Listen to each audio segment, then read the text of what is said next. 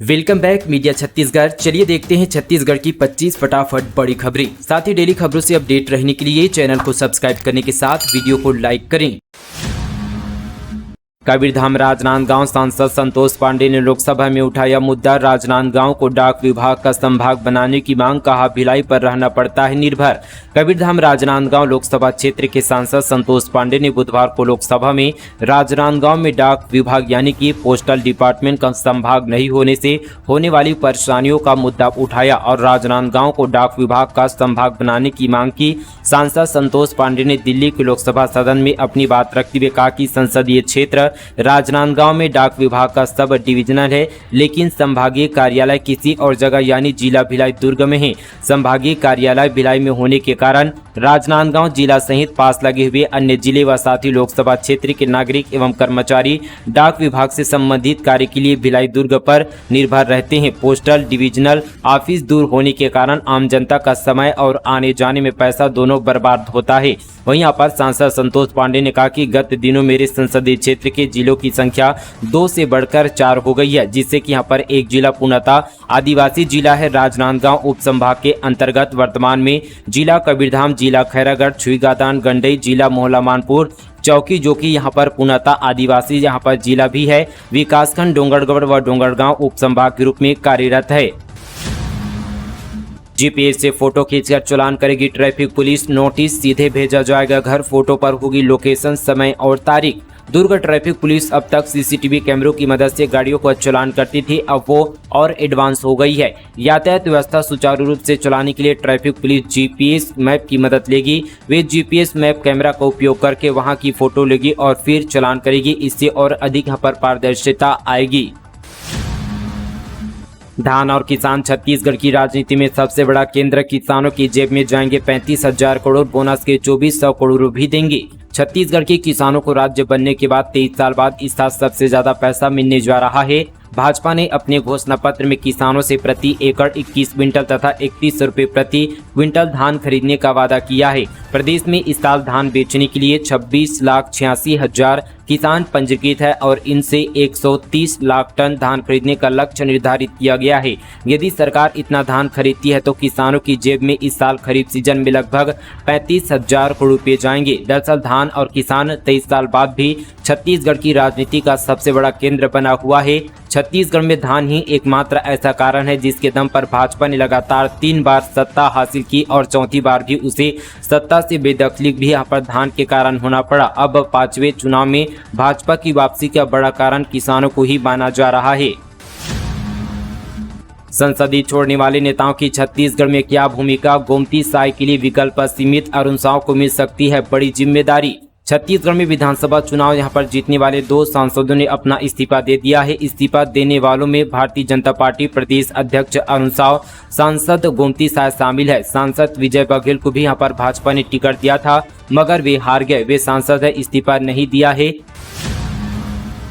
छत्तीसगढ़ में cyclone Michang का असर, लगातार हो रही बारिश से ढह किसान का घर, सो रहे 4 लोग मलबे में दबे। चक्रवाती तूफान मिचांग का असर छत्तीसगढ़ में भी देखा जा रहा है। लगातार हो रही बारिश के कारण जसपुर जिले के एक किसान का घर ढह गया। हादसे में घर में सो रहे 4 सदस्य मलबे में दब गए, जिससे वे घायल हो गए। घटना यहां पर भोर में बगीचा विकासखंड के बुरजुडीह गांव में हुई है।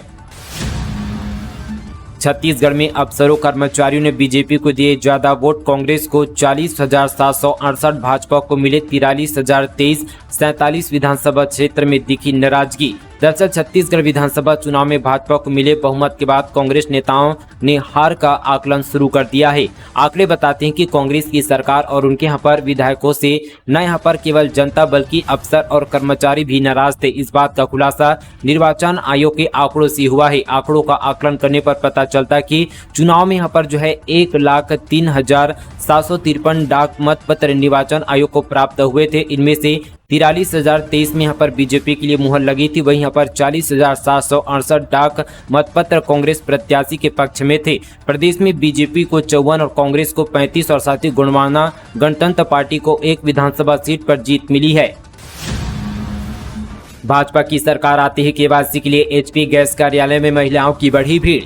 छत्तीसगढ़ में विधानसभा चुनाव के दौरान भाजपा ने घोषणा पत्र जारी किया था, जिसमें सभी वर्गों के लिए कल्याणकारी योजनाएं चलाने की बात कही गई है। वहीं इस बार भाजपा ने महिला मतदाताओं पर भी अधिक फोकस किया, जिसके तहत महिलाओं को 12,000 रुपये हर साल एवं 500 रुपये में रसोई गैस सिलेंडर देने की बात कही गई है। इन सभी वादों के बीच महिलाओं ने मतदान में बढ़ चढ़कर हिस्सा लिया और पुरुषों से ज्यादा मतदान की। महिला मतदाताओं के मतदान के प्रतिशत से अनुमान लगाया जा रहा है कि इस बार के चुनाव में सरकार बनाने में महिलाओं की भूमिका अहम है। छत्तीसगढ़ में अब भाजपा की सरकार आ चुकी है। इसी वादे के चलते अब एचपी गैस कार्यालय में महिलाओं की भारी भीड़ देखने को मिली है। सुबह से ही बरसते पानी में महिलाएं केवाईसी के लिए एचपी गैस कार्यालय में यहाँ पर लाइन लगाकर बैठी हुई है। अब 500 रुपये में एलपीजी गैस सिलेंडर पाने के लिए छत्तीसगढ़ में केवाईसी के लिए महिलाओं की भीड़ देखने को मिल रही है। 8 दिसंबर को एआईसीसी में होगी हार की समीक्षा। खड़गे के साथ कुमारी शैलजा, भूपेश बघेल समेत बड़े नेता बैठक में होंगे शामिल। छत्तीसगढ़ में कांग्रेस की करारी हार हुई है। इस हार की समीक्षा 8 दिसंबर को एआईसीसी में होगी। कांग्रेस के राष्ट्रीय अध्यक्ष मल्लिकार्जुन खड़गे, महासचिव केसी वेणुगोपाल हार की समीक्षा करेंगे। इस बैठक में प्रदेश अध्यक्ष दीपक बैज, प्रदेश प्रभारी कुमारी शैलजा, पूर्व सीएम भूपेश बघेल शामिल होंगे। छत्तीसगढ़ के सभी 90 नवनिर्वाचित विधायकों की सुरक्षा बढ़ी। छत्तीसगढ़ में विधानसभा चुनाव जीतकर आने वाले सभी 90 यहाँ पर नवनिर्वाचित विधायकों की सुरक्षा व्यवस्था बढ़ा दी गई है। इसके अलावा पूर्व विधायकों की भी यहाँ पर सुरक्षा बढ़ाई गई है, जिसके तहत अतिरिक्त पीएसओ को तैनात किया गया है। इसमें नक्सल प्रभावित बस्तर और सरगुजा से लेकर अन्य स्थानों से पहली बार निर्वाचित विधायक शामिल है। इसलिए यहाँ पर विशेष रूप से प्रशिक्षित जिला बल के 500 जवानों को जिम्मेदारी सौंपी गई है। महाराष्ट्र राज्यपाल रमेश बैस को बीजेपी छत्तीसगढ़ का बना सकती है सीएम। वर्तमान में महाराष्ट्र राज्यपाल रमेश बैस एक यहाँ पर विश्वसनीय नाम में से एक है, जिसे बीजेपी छत्तीसगढ़ का सीएम बना सकती है। बीजेपी सीएम फेस के नाम पर ऐलान कर यहाँ पर सबको चौंका सकती है। खबर की है राजस्थान, छत्तीसगढ़ और मध्य प्रदेश तीनों राज्यों में गैर विधायक भी मुख्यमंत्री बनाया जा सकता है। बीजेपी ने 3 राज्यों यहाँ पर मध्य प्रदेश, राजस्थान और छत्तीसगढ़ में सरकार बनाई है, जबकि तेलंगाना में 8 सीटें जीती है। बीजेपी ने 4 राज्यों में विधानसभा चुनाव में 21 सांसदों को टिकट दिया था। राजस्थान और मध्य प्रदेश में 7-7 सांसदों को चुनाव लड़ाया था। वहीं छत्तीसगढ़ में 4 और तेलंगाना में 3 सांसदों को विधानसभा में टिकट दिया गया था। बिलासपुर संभाग के रिजल्ट का एनालिसिस, डायरेक्ट मनी ट्रांसफर को भुना नहीं पाई बीजेपी। मोदी गारंटी के बजाय भूपेश की कर्ज माफी पर लोगों को भरोसा। छत्तीसगढ़ विधानसभा चुनाव में कांग्रेस को चारों खाने चित करने के बाद बीजेपी स्पष्ट बहुमत के साथ सरकार बनाने जा रही है। बीजेपी बस्तर और सरगुजा इलाके में तो कांग्रेस को पटखनी देने में कामयाब रही, लेकिन बिलासपुर संभाग की 25 में से 14 सीटों पर कांग्रेस को जीतने से रोक नहीं सकी। बीजेपी को यहां 10 सीटें ही मिल पाई। छत्तीसगढ़ के 23 साल के इतिहास में पहली बार पाली यहाँ पर तानाखार सीट पर जीजीपी ने यहाँ पर जीत दर्ज की है। जाहिर है कि प्रदेश में जहां मोदी की गारंटी पर मतदाताओं ने मुहर लगाई है, वहीं बिलासपुर संभाग में इस यहाँ पर उलट यहाँ पर ज्यादातर मतदाताओं ने भूपेश पर भरोसा जताया है। बीजेपी यहाँ न तो महतारी बंधन योजना लोगों तक पहुँच पाई और न यहाँ पर कांग्रेस की नाकामियों को गिना पाई। बेमौसम बारिश से फसल बर्बाद, खेतों में कट कर रखे धान हो रहे हैं खराब। किसानों ने नमी वाले धान खरीदने की लगाई गुहार। प्रदेश भर में बीते सप्ताह भर से हो रहे मौसम में बदलाव के चलते 2 दिनों से रुक रुक कर बारिश यहां पर हो रही है। ऐसे में इसका असर धान की खड़ी फसलों पर भी देखा जा रहा है। साथ ही कई क्षेत्रों में अब तक धान की कटाई नहीं हुई है। वहीं जिन क्षेत्रों में कटाई के बाद धान रखा हुआ है, उन्हें भी यहां पर सीधा नुकसान पहुंच रहा है। मौसम में हो रहे बदलाव के चलते बीते 2 दिनों से रुक रुक कर रिमझिम बारिश हो रही है, जिसकी वजह से फसलों को नुकसान हो रहा है। बेमौसम हो रही बारिश से धान की खड़ी फसल बर्बाद हो रही है। खेतों में धान के पौधे झुक गए हैं और बारिश से धान में नमी भी आ रही है। वहीं कुछ खेतों में कटाई के बाद धान रखा हुआ है, इधर यहाँ पर धान पर भी नमी आ रही है। ऐसे में किसानों को सीधा नुकसान हो रहा है। किसानों का कहना है कि नमी की वजह से उन्हें काफी नुकसान उठाना पड़ेगा। किसानों ने मांग की है कि धान खरीदी केंद्रों में मौसम को देखते हुए नमी वाले धान भी खरीदे जाने चाहिए। तेलंगाना में सीएम का दायित्व मिलने पर भूपेश बघेल ने रेवंत रेड्डी को दी बधाई। तेलंगाना प्रदेश कांग्रेस कम्युनिटी के अध्यक्ष रेवंत रेड्डी को मुख्यमंत्री के रूप में नव दायित्व के लिए यहाँ पर भूपेश बघेल ने उन्हें बधाई एवं शुभकामनाएं दी है। बघेल ने यहाँ पर ट्वीट कर कहा, न्याय और प्रगति के पथ पर तेलंगाना अग्रसर हो, ऐसी हम सब यहाँ पर कामना करते हैं। आज से 19 दिसंबर तक 4 ट्रेनें कैंसिल। दक्षिण मध्य रेलवे के सिकंदराबाद विजयवाड़ा में होगा तीसरी लाइन का काम। बदलते रूट से चलेगी कई गाड़ियां। रेलवे ने यहाँ पर चल रहे यहाँ पर डेवलपमेंट और साथ ही मेंटेन के काम के चलते ट्रेनें लगातार कैंसिल की जा रही है। रेलवे बोर्ड ने छत्तीसगढ़ से होकर चलने वाली 4 गाड़ियों को एक बार फिर से कैंसिल कर दिया है। ये गाड़ियां आज से 19 दिसंबर तक अलग अलग दिनों में नहीं चलेगी। वहीं कई गाड़ियां बदलती हुई यहाँ पर रूट से चलाई जाएगी। लगातार ट्रेन को कैंसिल करने से यात्रियों को परेशानियों का सामना करना पड़ रहा है। गाड़ी बनी आग का गोला, स्टार्ट करते ही स्कूटी में लगी आग, मचा हड़कंप। शक्ति जिले में देखते ही देखते एक स्कूटी आग के गोले में तब्दील हो गई। गाड़ी में आग लगने से इलाके में हड़कंप मच गया। घटना के वक्त वहां मौजूद लोगों ने तत्काल पानी डालकर आग पर काबू पाया। पूरी घटना शक्ति थाना क्षेत्र के अचानकपुर गांव की बताई जा रही है। बता दी कि इलेक्ट्रिक स्कूटी को स्टार्ट करते ही अचानक धू धू कर जल उठी। हालांकि वहां मौजूद लोगों ने पानी डालकर आग पर काबू पाया। घटना को लेकर यहां पर अंदाजा लगाया जा रहा है कि यहां पर जो है 2 दिनों से हो रही बारिश की वजह से शॉर्ट सर्किट होने की वजह से ये हादसा हुआ है। हालांकि अब तक आग लगने का कारण स्पष्ट नहीं हो पाया है। अंतागढ़ में पुल से नीचे गिरी पिकअप, 15 से ज्यादा लोग घायल। आदिवासियों के आंदोलन में शामिल होने जा रहे थे सभी। कांकेर जिले के अंतागढ़ में बुधवार को बड़ा सड़क हादसा हो गया। अंतागढ़ क्षेत्र के सरंडी गांव से यहां पर कोयली बेड़ा जा रहे ग्रामीणों की पिकअप अनियंत्रित होकर पुल से जा गिरी। हादसे में यहां पर 15 से अधिक ग्रामीण गंभीर रूप से घायल हो गए। सभी घायलों को अंतागढ़ के सामुदायिक स्वास्थ्य केंद्र ले जाया गया, जहाँ सभी का इलाज जारी है। ऑनलाइन कर सकेंगे फार्मासिस्ट का पंजीयन, इस तारीख से शुरू होगा रजिस्ट्रेशन पोर्टल। फार्मेसी ग्रेजुएट विद्यार्थियों को पंजीयन के लिए अब छत्तीसगढ़ स्टेट फार्मेसी काउंसलिंग के चक्कर लगाने की जरूरत नहीं रहेगी। जल्दी यह पूरी प्रक्रिया ऑनलाइन होने जा रही है। साथ ही यानी यहाँ पर पंजीयन के लिए रायपुर स्थित काउंसलिंग के दफ्तर जाकर मैनुअल तरीके से आवेदन करने से राहत मिलेगी। यह बदलाव साथ ही यहाँ पर 2 दशक बाद होने जा रहा है। 1-2 दिनों में काउंसलिंग की वेबसाइट पर फ्रेश यहाँ पर रजिस्ट्रेशन का ट्रायल शुरू हो जाएगा। मंत्री को हराने के बाद विधायक बने मजदूर ईश्वर साहू पहुंचे विधानसभा चौखट पर, घुटने टेक किया प्रणाम, कहा कमजोर कानून व्यवस्था को करेंगे मजबूत। छत्तीसगढ़ विधानसभा चुनाव 2023 का रिजल्ट चौंकाने वाला रहा। वहीं बेमेतरा जिले की साझा सीट के परिणाम ने भी सभी को अचंभित कर दिया। यहाँ एक मजदूर ईश्वर साहू जिन्होंने अपने बेटे को दंगे में खोया था, उन्होंने भूपेश सरकार के कृषि मंत्री रविंद्र चौबे को 5196 वोटों से हराया है। ईश्वर साहू की इस जीत की हर ओर चर्चा है, क्योंकि उन्होंने 7 बार की विधायक रह चुके यहाँ पर रविंद्र चौबे को मात दी है। वहीं जीत के बाद यहाँ पर विधायक ईश्वर साहू अपने समर्थकों के साथ छत्तीसगढ़ विधानसभा पहुंचे। विधायक ईश्वर साहू ने विधानसभा पहुंचते ही चौखट पर घुटने टेक प्रणाम किया। किसानों को 21 क्विंटल धान खरीदने के आदेश का इंतजार क्या होगा कांग्रेस सरकार की कई प्रमुख योजनाओं का।